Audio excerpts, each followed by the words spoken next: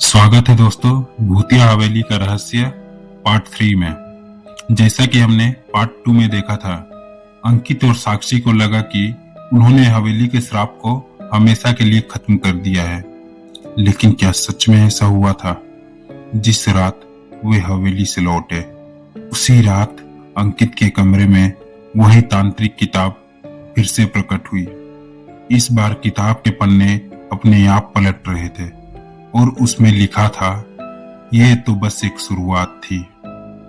क्या हवेली का अंत सच में हुआ था या फिर यह कोई बड़ी साजिश थी? आइए देखते हैं इस पार्ट 3 में। अगली सुबह जब अंकित उठा तो उसके कमरे की खिड़कियां खुली हुई थी और जमीन पर मिट्टी के अजीब निशान थे, जैसे कोई रात में उसके कमरे में आया हो। साक्षी को भी एक अजीब सपना आया था। उसने देखा कि वह फिर से हवेली के अंदर है और कोई उसके पीछे पीछे चल रहा है। जब उसने मुड़कर देखा तो रोहन, नेहा और आयुष वहां खड़े थे, लेकिन वे वैसे नहीं थे जैसे अंकित ने उन्हें मुक्त होते देखा था। उनके चेहरे डरावने हो चुके थे, आंखें लाल हो गई थी और वे धीरे धीरे बोल रहे थे, हमें मुक्ति नहीं मिली, हम अभी भी फंसे हुए हैं। साक्षी चिल्लाते हुए उठी और अंकित को फोन लगाया और उसे कहा, अंकित, कुछ बहुत बुरा होने वाला है। अंकित ने वो तांत्रिक किताब उठाई और ध्यान से देखा। इस बार उसमें कुछ नया लिखा था। उसमें यह लिखा था कि जो तुमने देखा वो सिर्फ एक भ्रम था। हवेली का असली श्राप अभी खत्म नहीं हुआ है। अगर तुमने इसे रोका नहीं तो तुम्हारी आत्मा भी हमेशा के लिए उसी जाल में फंस जाएगी। अंकित को समझ नहीं आया कि यह सब क्या था। उसने तुरंत गांव के साधु को बुलाया और उन्हें यह किताब दिखाई। साधु ने किताब के पन्ने पलटे और चिंतित स्वर में बोले, हवेली को सिर्फ नष्ट कर देना ही काफी नहीं था, उसके पीछे की काली शक्ति अभी भी जीवित है। ठाकुर रघुवीर सिंह की आत्मा के पीछे और भी शक्तियां थी जो अभी मुक्त नहीं हुई है।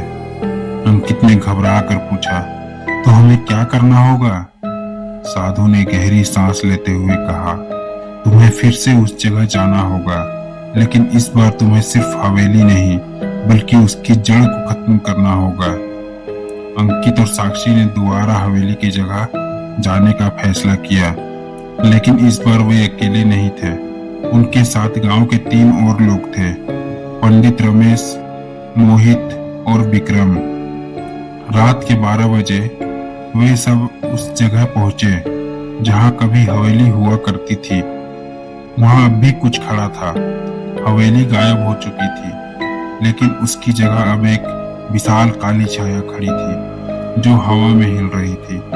अचानक हवा में रोहन, नेहा और आयुष चीखें गूंजने लगी, तुमने हमें क्यों छोड़ा, हमें बचाओ। अंकित और साक्षी डर से पीछे हट गए।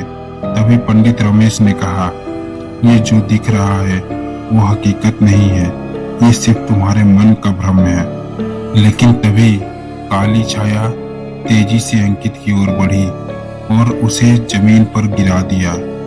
अचानक जमीन से सैकड़ों काले हाथ निकलने लगे और सभी की ओर बढ़ने लगे। मोहित और विक्रम डर कर भागने लगे, लेकिन जैसे ही वे पीछे मुड़े, वे हवा में ऊपर उठने लगे और अचानक उनकी दर्दनाक चीख गूंज उठी। अब वह सिर्फ अंकित, साक्षी और पंडित रमेश बचे थे। अंकित ने घबराकर किताब खोली और एक मंत्र पढ़ना शुरू किया, ओम ह्रीं कालरात्रे स्वाहा। मंत्र पढ़ते ही काली छाया जोर से चिल्लाने लगी और हवा में चीखों की गूंज उठी।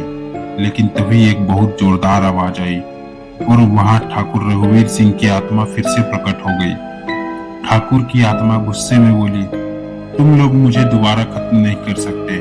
मैं अंधकार से बना हूँ और अंधकार को कोई मिटा नहीं सकता। साक्षी ने हिम्मत करके पूछा, लेकिन तुम ये सब क्यों कर रहे हो? ठाकुर की आत्मा जोर से हंसी और बोली, क्योंकि यह हवेली सिर्फ एक मकान नहीं थी, यह मेरी आत्मा की शक्ति का स्रोत थी। जब तक मैं यहाँ हूँ इस जगह पर कोई भी जीवित नहीं बच सकता। अंकित ने किताब के अंतिम पन्ने को देखा। यहाँ एक आखिरी मंत्र लिखा था, ओम महाकालाय विघ्नाय रुद्राय धीमहि तन्नो मृत्युंजय प्रचोदयात्। जैसे ही उसने यह मंत्र पढ़ा, पूरा वातावरण हिलने लगा, हवेली के अवशेष चलने लगे और ठाकुर की आत्मा जोर से चीखते हुए हवा में घुलने लगी।